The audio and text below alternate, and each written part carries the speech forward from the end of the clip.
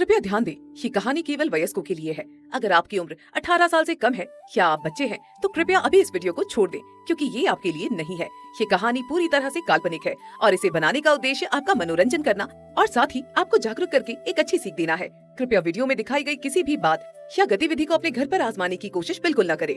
मैं आज बहुत खुश हूँ समीर, कल तुम्हारा विवाह होने वाला है। ये दिन मेरी जिंदगी का सबसे बड़ा दिन है।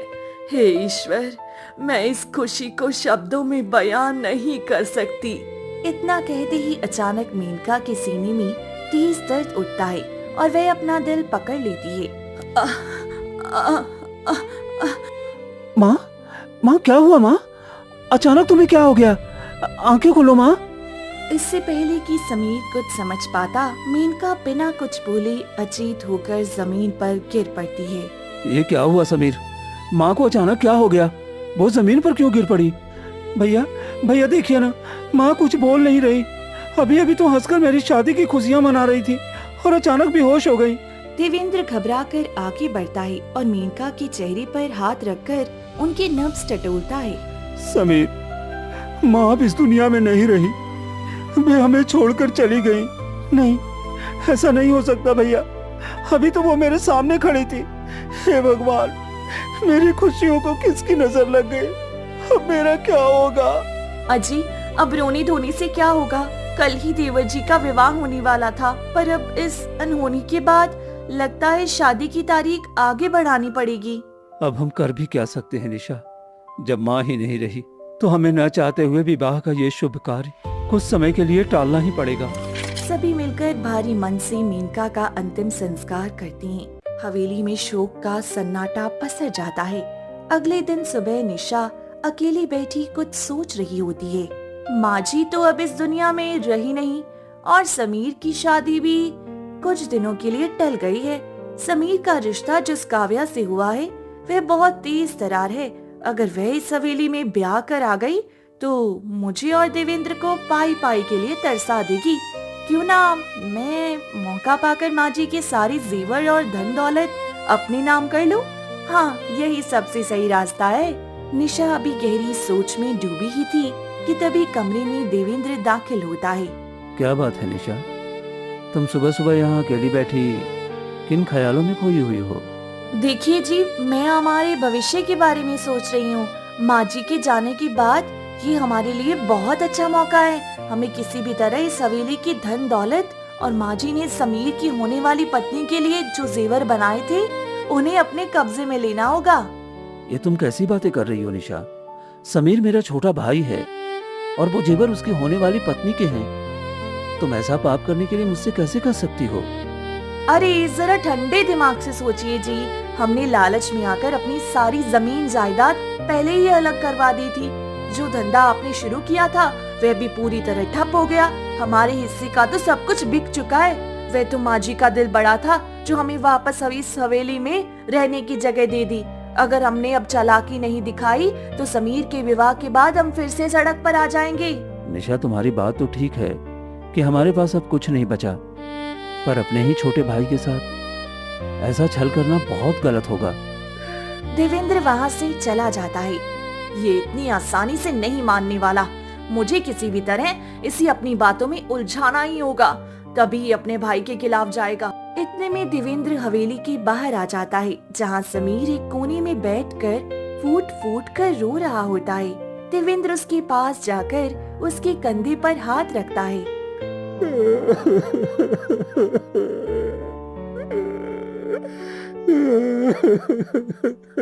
क्या हुआ भाई, तो इस तरह से रो क्यों रहा है?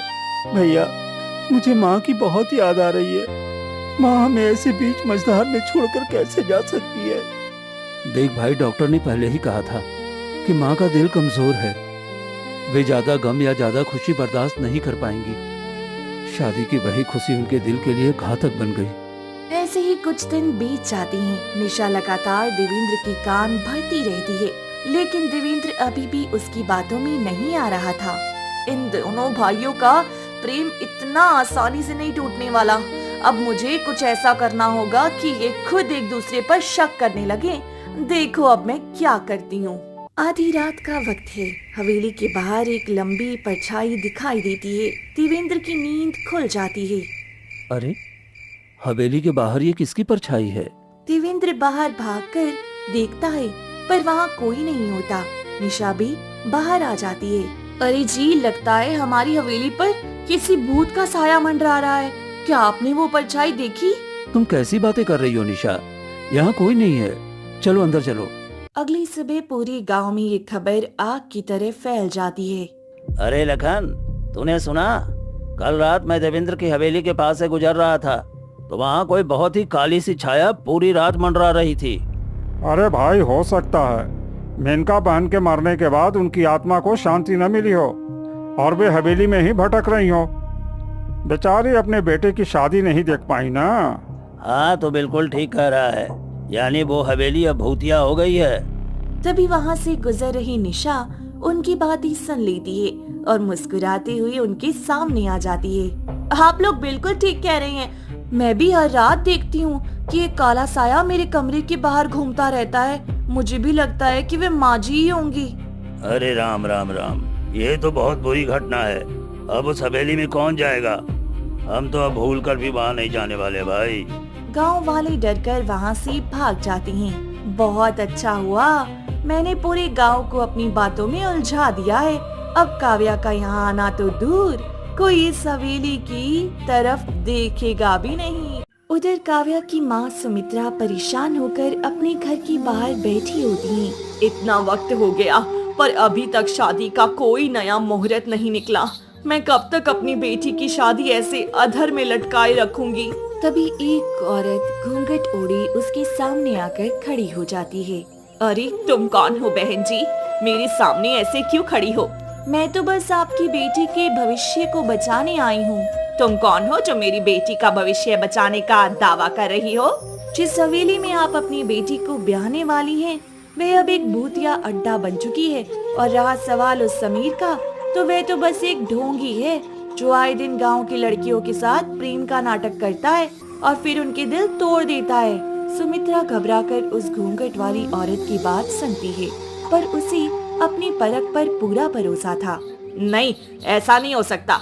मैंने जब अपनी बेटी का विवाह तय किया था तब तो ऐसी कोई अफवाह नहीं थी। वे लोग बहुत ही संस्कारी और भले हैं। अब तुम मानो या ना मानो, ये तुम्हारी मर्जी। मेरा तो फर्ज था कि तुम्हें सच बता दूं। आगे तुम्हारी बेटी की किस्मत। तभी घर के अंदर से काव्या बाहर आ जाती है। वे काफी समय से अंदर खड़ी दोनों की बातें सुन रही थी। वे आगे बढ़कर उस घूंघट वाली औरत के सामने खड़ी हो जाती है। तुम कौन हो जो समीर के बारे में ऐसी झूठी बातें बोल रही हो? मैंने समीर को देखा है और उनसे बात भी की है। वे कभी ऐसे घटिया काम को नहीं करेंगे। चली जाओ यहाँ से और अपनी ये चुगली वाली आदत थोड़ी ठीक कर लो। अरे बाप रे, तुम्हारी बेटी की जुबान तो कैंची की तरह चल रही है। खैर चलो, तुम्हें मेरी बात नहीं माननी तो मुझे क्या, भुगतना तो तुम्हें ही पड़ेगा। इतना कहकर निशा झटके से वहाँ से चली जाती है। ऐसे ही कुछ दिन और बीत जाते हैं और दोनों परिवारों की सहमति से विवाह का दिन दोबारा तय हो जाता है। मैंने काव्या की माँ को भड़काने की पूरी कोशिश की, पर वह लड़की इतनी चालाक है कि मेरी किसी बात को मानने को तैयार ही नहीं हुई। अब मुझे कुछ और बड़ा करना होगा, वरना वह इस हवेली में आ जाएगी। निशा गहरी चिंता और घबराहट में हवेली के पीछे घने जंगलों की तरफ जाने लगती है। तभी रास्ते में उसे गांव की एक भोली लड़की रेनू मिल जाती है। क्या हो गया भाभी, आप इस वक्त यहाँ जंगल की तरफ आ रही हैं और इतनी परेशान दिख रही हैं। वाह, मुझे मेरा दूसरा रास्ता मिल गया। इस भोली रेनू का इस्तेमाल करके मैं समीर को फंसा सकती हूँ। रेनू, तुम तो बहुत अच्छी लड़की हो। क्या तुम मेरा एक जरूरी खत समीर तक पहुँचा दोगी? हाँ भाभी, क्यों नहीं, आप बोलिए, मुझे क्या करना है? निशा तुरंत आगे बढ़ती है और रेनू के कान में फुसफुसाती हुई अपनी गंदी चाल समझा देती है। ठीक है भाभी, जैसा आपने कहा है, मैं ये खत समीर तक जरूर पहुंचा दूंगी। खत लेकर रेनू वहाँ से चली जाती है। निशा उसे जाते हुए देखकर कुटिलता से हंसने लगती है। आप देखो समीर बाबू, तुम क्या करती हो? तुम्हारी शादी में कुछ ही दिन बचे हैं ना? पर देखना ये शादी अब कभी नहीं हो पाएगी। उधर रीनू वे खत लेकर सीधी समीर के पास पहुंचती है और उसे वे कागज थमा देती है। समीर, ये खत काव्या ने तुम्हारे लिए भिजवाया है। क्या काव्या ने भेजा है? हाँ, शायद कोई बहुत जरूरी बात करनी होगी। तुम इसे पढ़ लो, मैं चलती हूँ। रीनू वहाँ से चली जाती है। समीर उत्सुकता से खत खोलता है और उसे पढ़ने लगता है। काव्या ने मुझे गांव के तालाब के किनारे मिलने के लिए बुलाया है। विवाह में अब बस 1 सप्ताह ही बचा है। हो सकता है कोई बहुत जरूरी बात हो। मुझे तुरंत जाना चाहिए। समीर बिना देर किए हवेली से निकलता है और 30 कदमों से गांव के तालाब के किनारे पहुंच जाता है, पर वहां काव्या कहीं दिखाई नहीं देती। अरे ये क्या, काव्या कहीं नजर क्यों नहीं आ रही है? अगर उसने मुझे मिलने के लिए बुलाया था तो उसे तो यहीं होना चाहिए था। समीर अभी परेशान होकर काव्या को ढूंढ ही रहा होता है कि तभी कई सारे गांव वाले इकट्ठा हो जाते हैं। तभी रीनू रोते हुए लोगों के बीच से निकलकर समीर के सामने आकर खड़ी हो जाती है। अरे समीर, तुमने इस बेचारी अनाथ रेणु के साथ क्या गलत हरकत की है? हैं? ये यहाँ खड़ी इस तरह से फूट फूट कर रो रही है। मुझे नहीं पता लक्ष्मण काका, ये क्यों रो रही है। मैंने इसके साथ कुछ भी नहीं किया है। मैं तो यहाँ। झूठ मत बोलो समीर, तुमने जरूर कुछ न कुछ गलत किया है, तभी ये लड़की इस तरह से बेहाल है। तुम इतने बड़े खानदान के होकर इतना नीचे कैसे गिर सकते हो? मुझे क्षमा कर दीजिए काका, मैंने इनकी बात मानने से मना कर दिया था, इसीलिए। रेनू, तुम इतना बड़ा झूठ क्यों बोल रही हो? तुमने तो खुद मुझसे कहा था कि यहाँ पर काव्या मुझसे मिलने आने वाली है, और तुमने मुझे खत भी दिया था। अब तुम गांव वालों के सामने ये क्या मनगढ़ंत बातें बना रही हो? तभी इतने में निशा काव्या और उसकी माँ सुमित्रा को लेकर ठीक उसी जगह पर पहुंच जाती है। हे भगवान, मैंने कभी सपने में भी नहीं सोचा था कि ये समीर इतना चरित्रहीन और धोखेबाज निकलेगा। अच्छा हुआ शादी से पहले इसका असली चेहरा सामने आ गया। मैंने समीर को जब से देखा था, उन्हें अपने मन में अपना पति मान लिया था, लेकिन ये तो इतने गिरे हुए इंसान निकले। मुझे ऐसी जगह विवाह नहीं करना। नहीं काव्या, मेरी बात का विश्वास करो। मैं यहाँ सिर्फ तुमसे मिलने आया था। ये सब क्या हो रहा है, मुझे खुद समझ में नहीं आ रहा। ये एक बहुत बड़ा षड्यंत्र है। अरे छोड़ो काव्या बेटी, इसके जैसे इंसान से बात करना भी हम सबका अपमान है। चलो चलो चलो यहाँ से। फिर सभी समीर को तरह तरह के ताने देकर वहाँ से चली जाती हैं। हे भगवान, मैंने जीवन में कभी किसी का बुरा नहीं किया, फिर ये मेरे साथ क्या हो गया? मुझ पर इतना बड़ा कलंक लगा दिया गया। अब मैं किसी को मुंह दिखाने लायक नहीं रहा। समीर बदहवास हालत में अपनी हवेली की तरफ जाता है। हवेली के बाहर देवेंद्र अकेला बैठा चिंता में डूबा हुआ था। आप यहाँ चैन से बैठे हैं? आपके लाडले भाई ने बाहर क्या गुल खिलाए हैं? आपको कुछ खबर भी है? उसने पूरे गांव में हमारे परिवार की थू थू करवा दी है। तभी सामने से रोता हुआ समीर हवेली के अहाते में कदम रखता है। लो, आ गए हमारे नवाब साहब। आपको जो कुछ भी पूछना है अब इसी से पूछ लीजिए कि इसने बाहर क्या मुंह काला किया है। समीर, आखिर तुमने ऐसा क्या किया कि तुम्हारी भाभी तुम्हारे बारे में ऐसी बातें कर रही हैं? साफ साफ बताओ, क्या हुआ है बाहर? नहीं भैया, मैंने कुछ भी गलत नहीं किया। आप लोग मेरी बात पर भरोसा क्यों नहीं कर रहे हैं? अरे जी, ये अब भी अपनी गलती नहीं मान रहा है। इसने पहले काव्या को धोखा दिया और फिर हमारे ही गांव की रेणु को अपने जाल में फंसाकर उसका दिल तोड़ दिया। पूरे गांव में हमारी इज्जत मिट्टी में मिल गई है। समीर, तुम इतना नीचे गिर सकते हो, मैंने कभी नहीं सोचा था। हमारी माँ ने हम दोनों की परवरिश एक जैसी की थी। मैं भले ही कुछ दिनों के लिए लालच में आ गया था, लेकिन मैंने कभी किसी लड़की की जिंदगी के साथ ऐसा खिलवाड़ नहीं किया। तुम ऐसा कैसे कर सकते हो? नहीं भैया, मेरी बात पर यकीन करिए। देवेंद्र बिना समीर की कोई बात सुने वहाँ से चला जाता है। उसके जाते ही निशा समीर को ताना मारती है। अब यहाँ खड़े रहकर नाटक मत करो, जाओ, खेत में बहुत सारा काम है, उसे पूरा करो। तुम्हारे भैया तुमसे कितना प्यार करते थे और तुमने आज उनका दिल तोड़ दिया। निशा वहाँ से चली जाती है। समीर परेशान होकर फावड़ा उठाता है और खेतों की तरफ चल देता है। वह कड़ी धूप में मेहनत करने लगता है। मैंने कुछ भी गलत नहीं किया है, लेकिन मुझे पहले अपने भाई का विश्वास जीतना होगा। मेरे भैया मुझे कभी गलत नहीं समझते थे।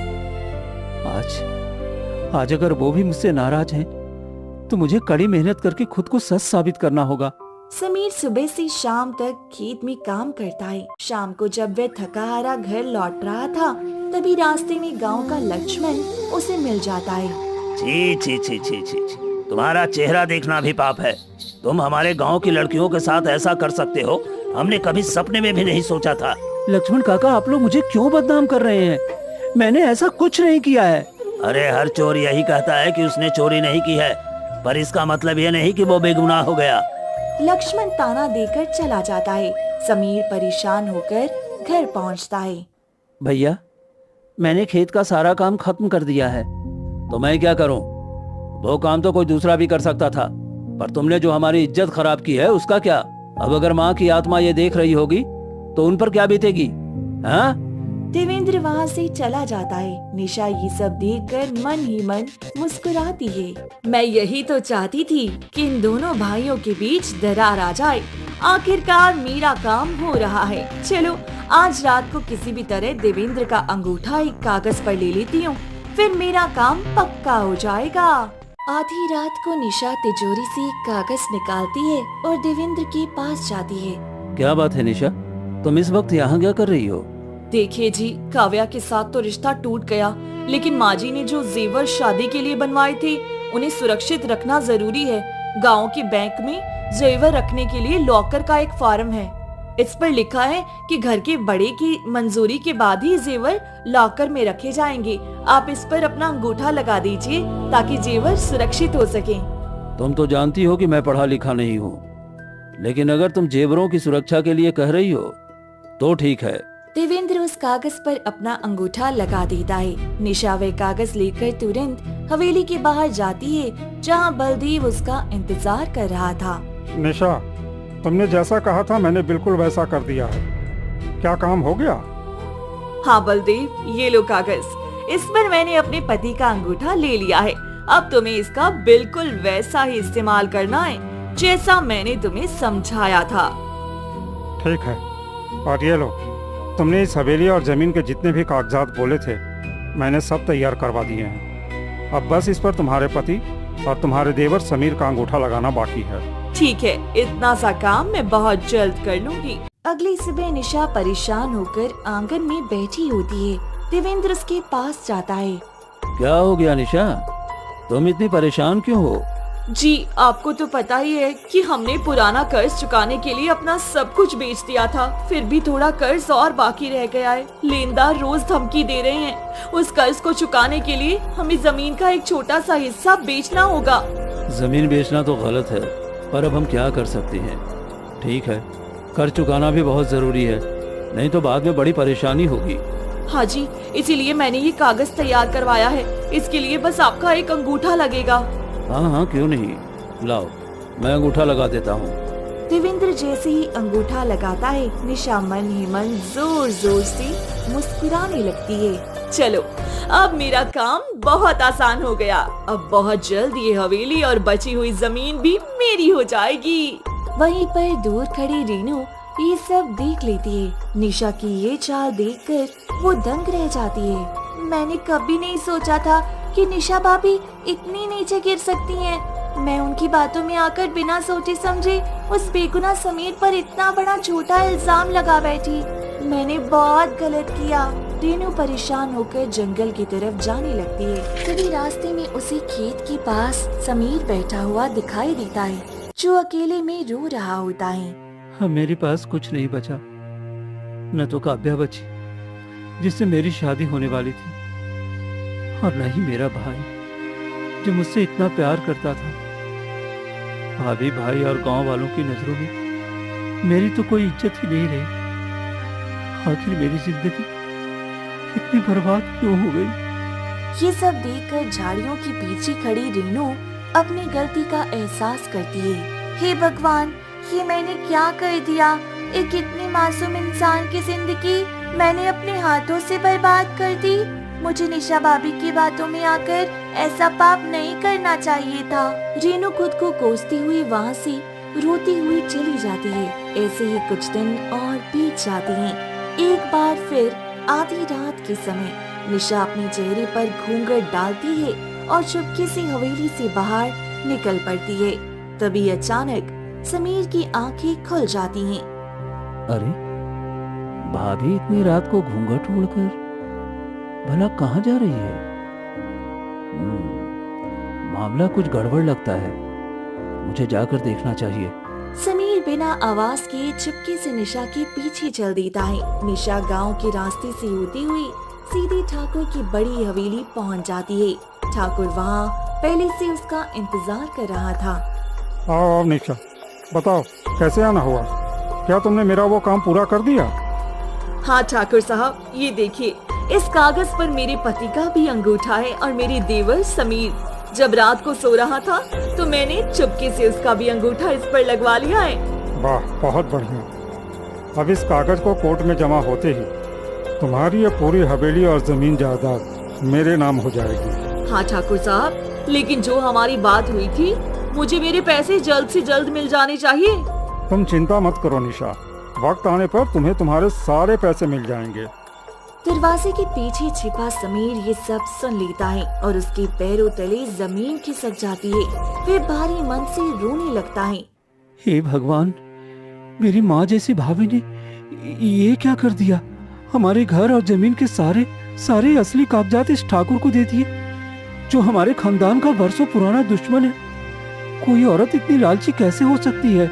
समीर अभी सोच ही रहा था कि तभी निशा हवेली से बाहर निकलती है और सामने समीर को देखकर चौंक जाती है। समीर, तुम इतनी रात को यहाँ क्या कर रहे हो?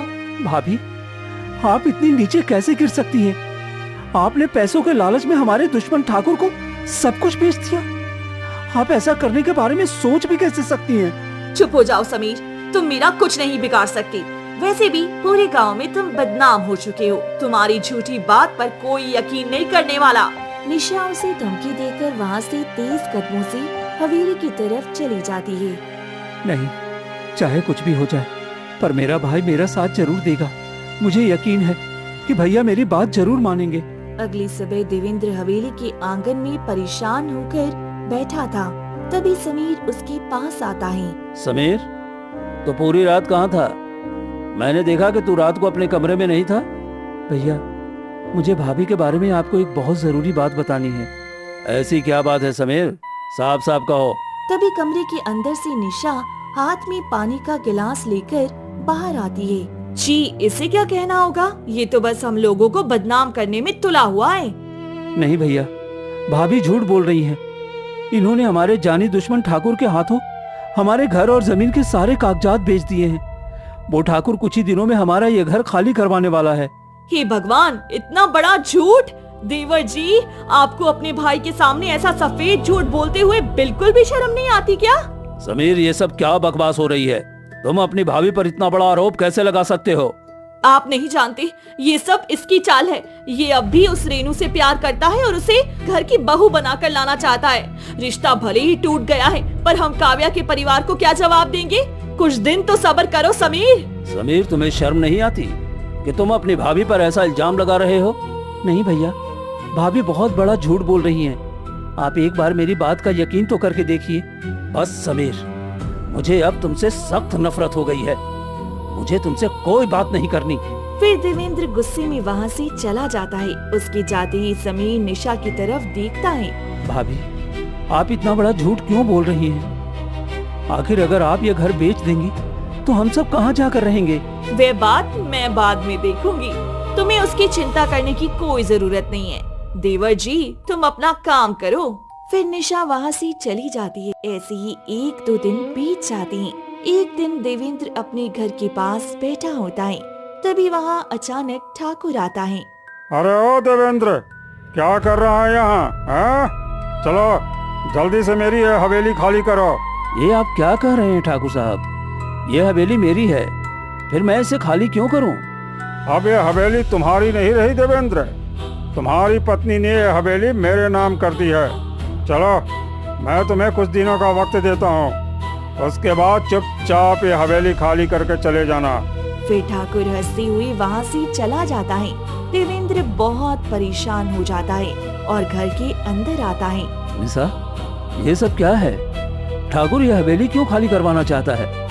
क्या तुमने सच में ये हवेली उस ठाकुर को बेच दी है? आप शांत हो जाइए जी, इतना घबरा क्यों रहे हैं? अरे इसमें हमें ढेर सारा पैसा मिलेगा, फिर हम दोनों इस गांव को छोड़कर कहीं दूर चले जाएंगे और वहाँ घर बनाकर एक अच्छा जीवन जिएंगे। तुम जैसी ना समझ औरत मेरे पल्ले बंध गई। मैंने कभी सोचा भी नहीं था। अरे जिस माँ ने हमें सड़क से उठाकर इस हवेली में रखा, आज तुमने उस माँ की आखिरी निशानी को भी बेच दिया। अरे तुम्हें शर्म आनी चाहिए। अरे जी, ये आपको क्या हो गया है? आप क्यों परेशान हो रहे हैं? मैंने कहा ना कि हम एक अच्छा जीवन जिएंगे। चली जाओ यहाँ से, मुझे तुमसे सख्त नफरत हो गई है। देवेंद्र की आंखों में आंसू आ जाते हैं और वे परेशान होकर घने जंगलों की तरफ चला जाता है। दूसरी तरफ रेनू परेशान होकर घने जंगलों से जा रही होती है। नहीं, अब बहुत हो गया। मैं इस पाप के साथ अब एक पल भी नहीं रह सकती।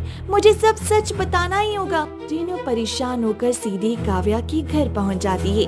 काव्या उसे अपने दरवाजे पर देखकर गुस्से में आ जाती है। ये क्या रेनू, तुम यहाँ क्या कर रही हो? चली जाओ यहाँ से।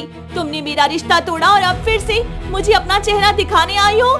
काव्या, मेरी बात सुनो। समीर ने मेरे साथ कुछ भी नहीं किया और ना ही उसने कभी मुझसे प्रेम किया। मैंने उस दिन जो कुछ भी किया वे बस उसे फंसाने के लिए किया था, क्योंकि उसकी भाभी ने मुझे इसके लिए पैसे दिए थे।